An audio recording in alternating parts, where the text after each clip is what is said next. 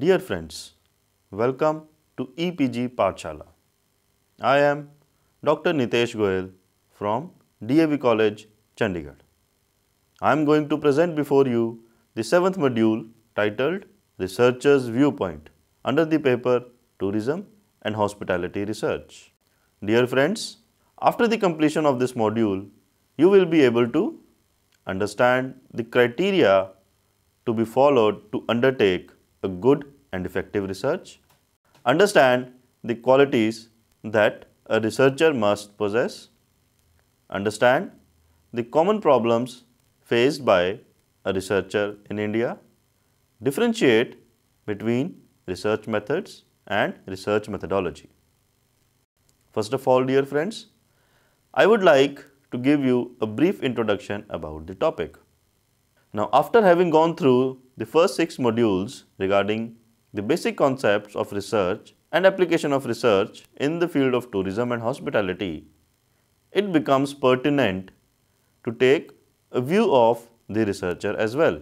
Thus, this module will focus on what a researcher thinks about the concept of research, how it can be done in a better and effective manner.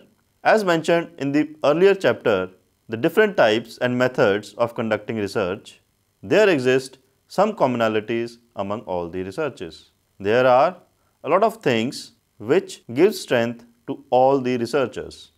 But few things are also present that creates obstacles in conducting a good and satisfying research.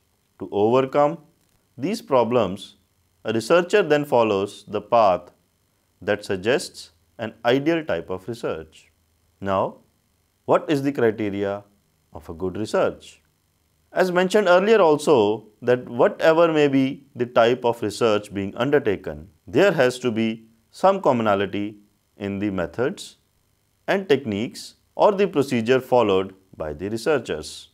Due to these commonalities, only one can suggest an ideal type of research or criteria for undertaking an effective research. Thus, every research shall satisfy following criterion. Number 1. Every research is conducted with an objective in mind. Thus, the objective or the objectives of the research shall be clearly defined and shall be in a simple and understandable terminology. If the objectives of the study are not clearly defined, it will lead the researcher nowhere and the efforts, money and time involved will get wasted. Number 2. Every research should have a detailed procedure under which the research is undertaken. This enables other researchers to understand the manner in which the study was undertaken and also not to repeat the mistakes, if any, committed by the present researcher. Number 3. Utmost care shall be provided while deciding the subject matter to be studied and the method through which data is to be collected. There are many methods for collecting data and no single method is suitable for every study. So, the most appropriate method shall be adopted. Number 4. The findings shall be based on an extensive data analysis. All the appropriate statistical tools shall be applied so that no area is left untouched or unanalyzed. Also, it is very important that the validity and the reliability of the data is checked very carefully. Fifth, the results of the research study shall be reported with complete truthfulness. Complete flaws should be given in procedural design and should also estimate their effects upon the findings. Sixth, conclusions of the study shall be based purely on the findings that are justified by the collected data for the research at hand and it should never contain any personal opinions. Also, the conclusions should be limited to those for which the data provide an adequate basis.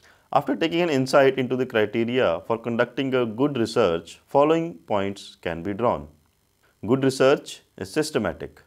By systematic research, we understand that the research has been undertaken in a well-structured manner and specified steps have been taken in a predefined series and in harmony with the predefined set of rules of the research. Whenever a systematic study is conducted, it eliminates the scope for any guesses and intuition for arriving at the final conclusions, but at the same time does not eliminate the scope of creative thinking completely. Number 2. Good research is logical. The quality of being logical implies that research is conducted under a defined set of rules of logical reasoning. It may include the logical process of induction and deduction, which proves to be of great importance in carrying out any research work. Induction is the process of reasoning from a part to the whole, whereas deduction is the reverse. That is, it is the process of reasoning from a whole to a conclusion, which follows from that very premise. Rather, logical reasoning makes research more meaningful for any decision making. Number 3. Good research is empirical. This quality of research implies that the research is based primarily on one or the other aspects of an actual real life situation from where the data is gathered and then analyzed. Thus, a good research deals with concrete data that provides a strong foundation for external validity to research results. Number 4. Good research is replicable. The quality of replicability of a research implies that the research can be applied anywhere with the similar kind of situation. This helps in reducing the efforts by reducing the chance of conducting a similar study again and again. It becomes easier for others to take decisions on the basis of study conducted by one. Number 5. Simple language. The language of the research report should be simple and easily understandable. An easy language will have a larger audience and chance of its applicability also increases. Number 6. Justify the sponsor. The research should be able to justify the sponsor in terms of money and the objectives. If the objectives are not fulfilled and fruitful results are not obtained within the budget provided by the sponsor, the purpose of the research is defeated. Number 7. Reputation of the researcher. If the researcher is enjoying a good reputation in the field of research, has a good amount of experience, and a person or an entity of integrity, the reliability of the results also increases. For example, any research conducted by Ernst & Young, CMIE, that is Center for Monitoring Indian Economy, and similar agencies enjoy a great reputation, and research conducted by them are highly reliable and trusted for their genuineness and integrity. After taking a note on what makes any research a good research, it becomes relevant to understand what things make any researcher a good researcher. Keeping this issue in mind, following are provided the qualities that a researcher must possess to be called as a good researcher. First, curious. A good researcher should be very curious. His inquisitiveness for the search of something unknown should always be awakened.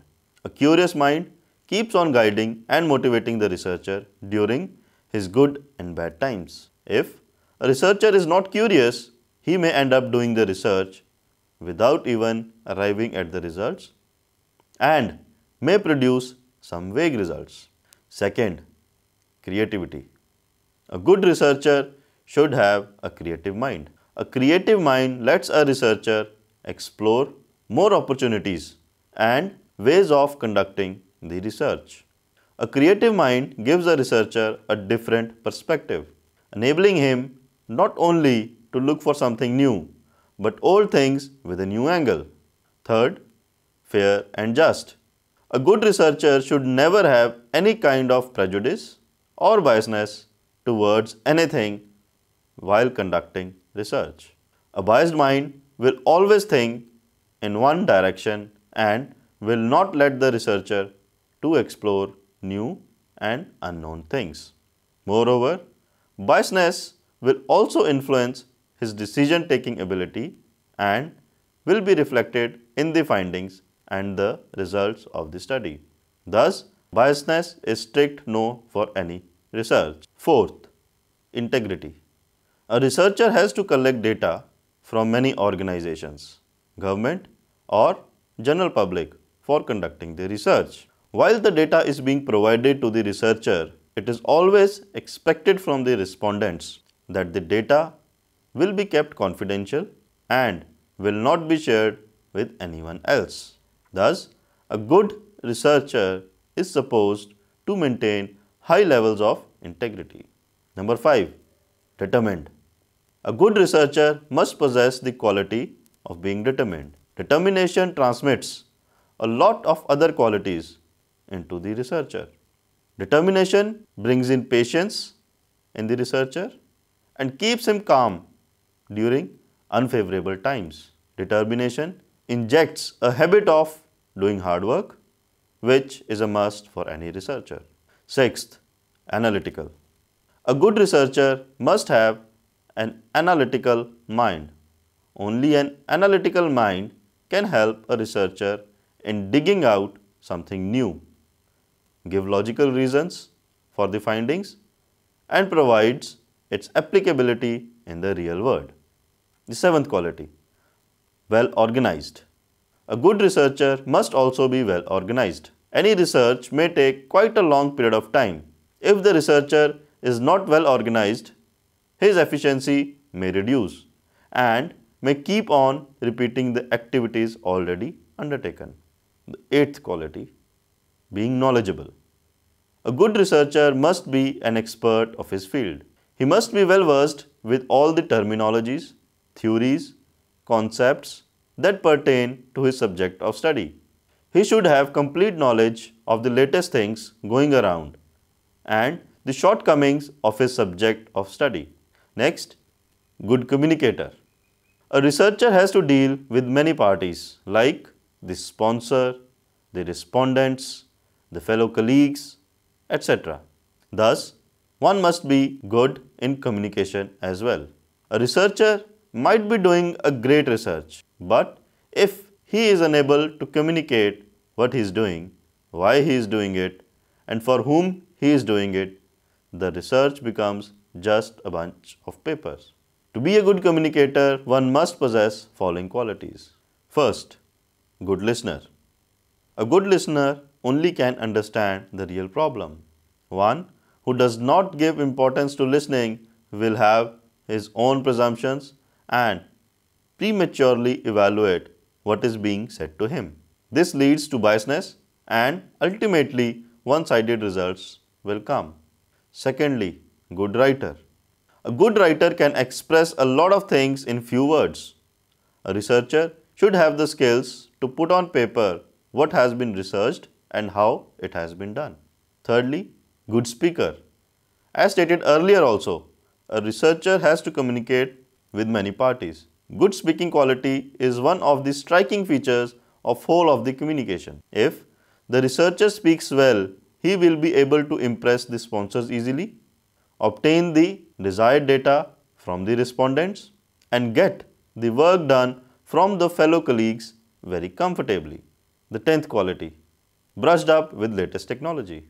The shelf life of any technology is very less and keeps on updating. Thus, it becomes pertinent for any researcher to keep himself brushed up with the latest technology.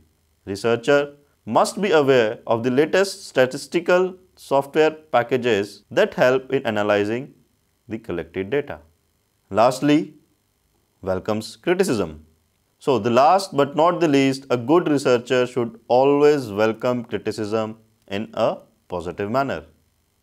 Research is a continuous process and never ends. There is always a scope for some improvement.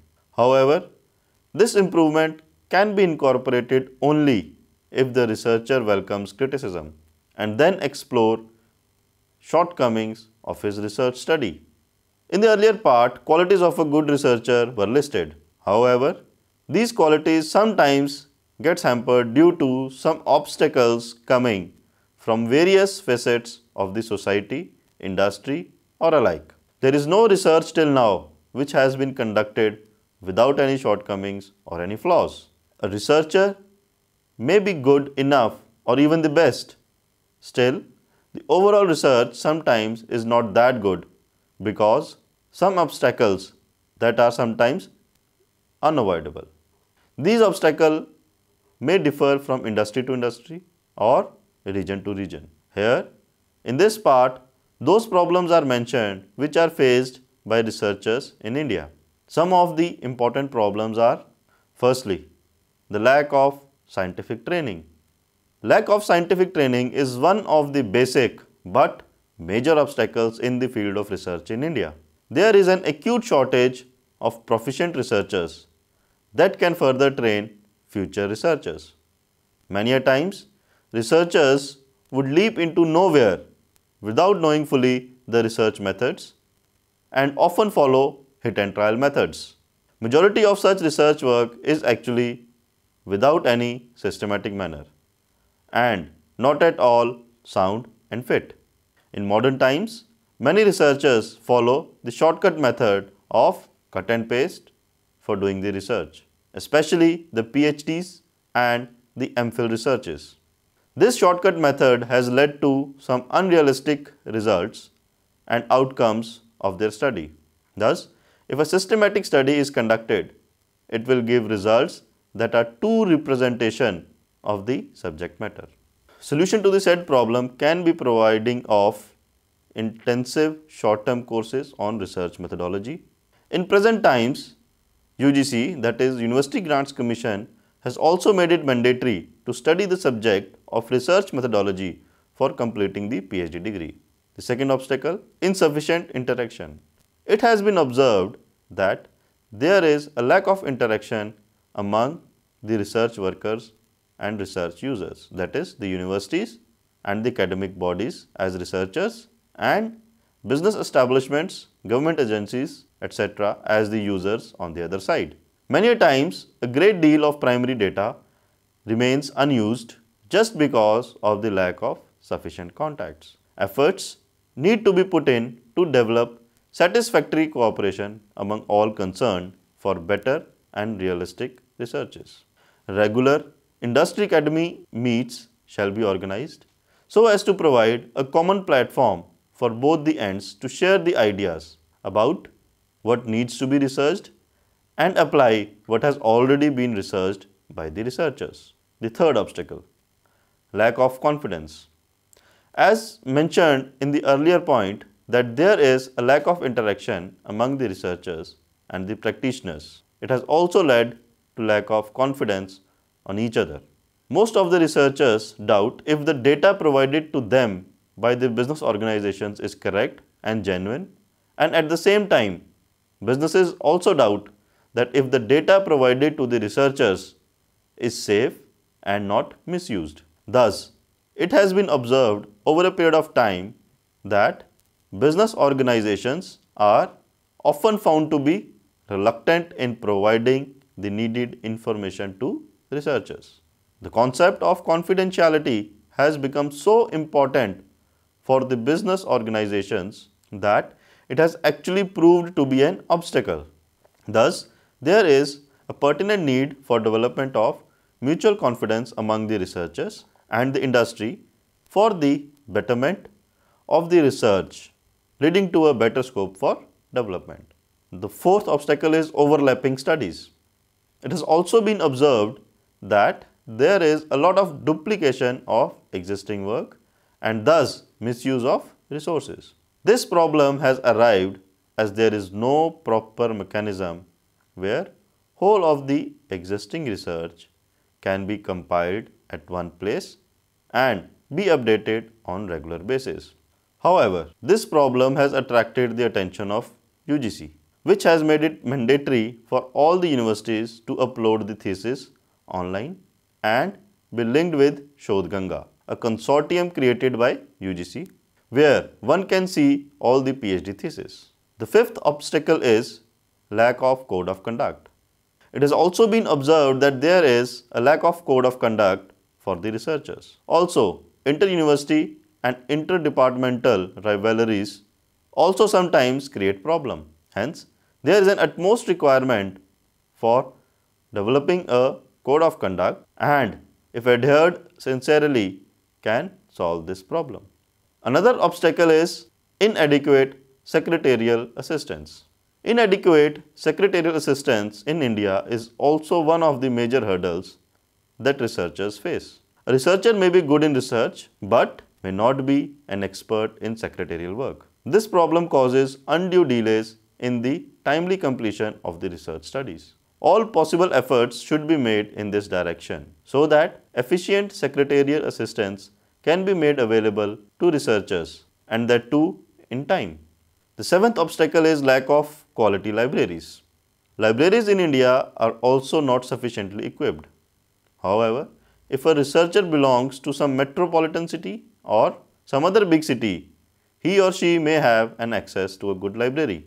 Most of the universities do not host a large number of books, journals, magazines, newspapers, and other periodicals that actually form the basis for any research. Due to inefficient library management and functioning at many places in India, much of the time and energy of the researcher is wasted in accessing the existing literature.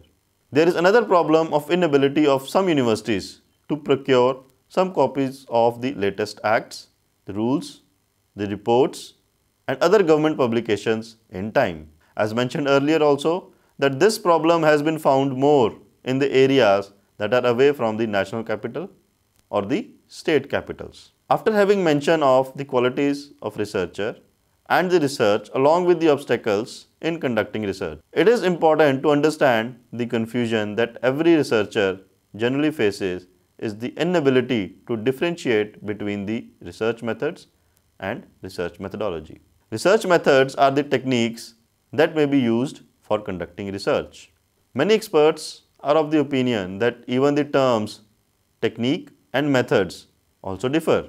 Research technique implies the instruments that are used in performing different research activities like recording of data, making observations, techniques of processing data, etc. Whereas the research methods refer to the instruments that are used in selection and construction of the research technique. Following is the table that gives a better view of differentiation in methods and techniques. Now this differentiation is based on three types of research: library research, field research, and laboratory research. Under the library research, the method says it is the analysis of historical records, and the techniques, it is the recording of notes, content analysis, tape and film listening and analysis. Under the methods, it is analysis of documents, whereas in techniques, it is the statistical compilations and manipulations, reference and abstract guides, content analysis. Now this was the differentiation based on library research. The next differentiation is based on field research. Under the methods, it is non-participant direct observation, whereas in techniques, it is the observational behavioral scales and the use of scorecards, etc. Under the methods, it is the participant observation, whereas in techniques, it is the interactional recording, possible use of tape recorders, photographic techniques. Under the methods, it is the mass observation, whereas in techniques, it is recording mass behavior, interview using independent observers in public places. Under methods, it is the Mail questionnaires, whereas in techniques, it is identification of social and economic background of respondents. Under methods, it is opinier, whereas in techniques, it is the use of attitude scales, projective techniques, use of sociometric scales. Under the methods, it is personal interviews, whereas in techniques, the interviewer uses a detailed schedule with open and closed questions. Under methods, it is the focused interview, whereas in techniques, it is the interviewer focuses attention upon a given experience and its effects. Under methods, it is group interview, whereas in techniques, it is the small groups of respondents are interviewed simultaneously. Under methods, there is telephone survey, whereas in techniques, used as a survey technique for information and for discerning opinion. It may also be used as a follow-up of questionnaire. Under methods, it is the case study and life history, whereas in techniques, it is the cross-sectional collection of data for intensive analysis, longitudinal collection of data of intensive character. The third category for differentiation is the laboratory research. Under methods, it is small group study of random behavior, play analysis and role analysis. Whereas in techniques, use of audio-visual recording devices and use of observers, etc. From the above differentiation, it can be inferred that methods are more of general nature. In other words, methods are the basis of techniques. It is the methods that generate techniques. However, in actual practice, the two terms are used interchangeably. Thus, it can be inferred that all those methods that are applied by the researcher while conducting the study on a predefined problem can be termed as research methods. Keeping all the above in view, research methods can be put into the following two groups. First, the data collection methods. The first group includes those research methods that are primarily concerned with the data collection. These methods are adopted when the existing data for the study is not sufficient. There are different methods under this category, which will vary depending upon the type of data to be collected. These methods are discussed at length in further modules. The second is the analytical methods. The second group includes those research methods which are applied for establishing the relationships between the data and the unknowns. These methods are various statistical techniques, application of which will be based on the type of data collected and the objectives of the research study. This group may also include those methods which are used to evaluate the accuracy of the results thus obtained.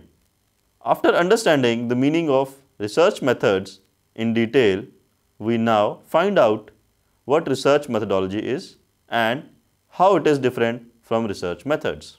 Research methodology is actually a way to systematically solve a research problem. Research methodology may be considered as a science of studying how the research is done systematically. Here, steps for different procedures are studied.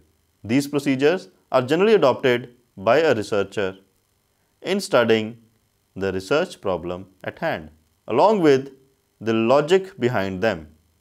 Thus, it becomes important for the researcher to understand the methodology along with the research methods and techniques of methodology.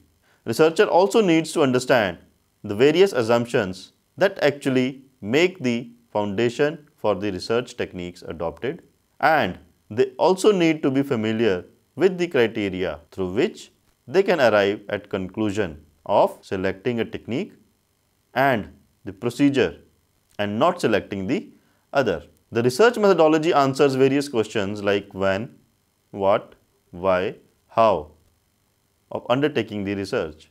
For example, when this research was conducted, what were the techniques employed, why the study was conducted, how the study was conducted, etc.